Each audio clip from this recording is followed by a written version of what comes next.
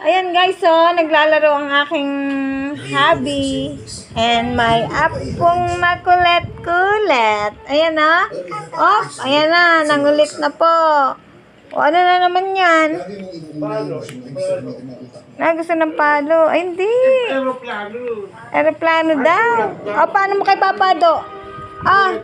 Ano mo kay Papado? Papagawa ka ng aeroplano.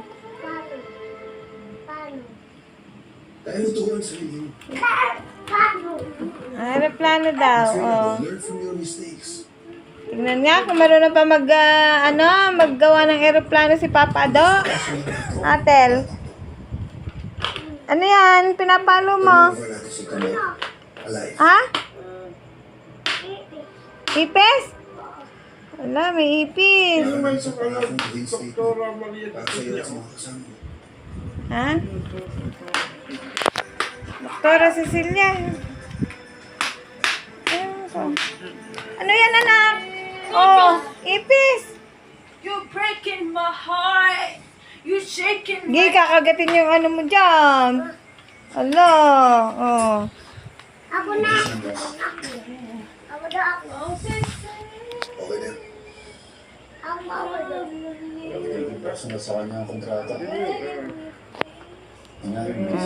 Yeah.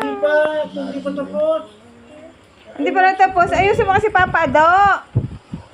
Oh, tingnan mo kung paano gumawa ng aeroplanong papel yung apo mo. Malalim na dahilan kung ba't tayo nandito.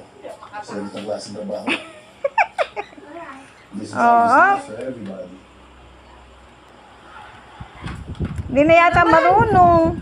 JB, ako sa'yo. Hindi mo na nasatis. Tulad na sabi nila. Ah. At least na yan.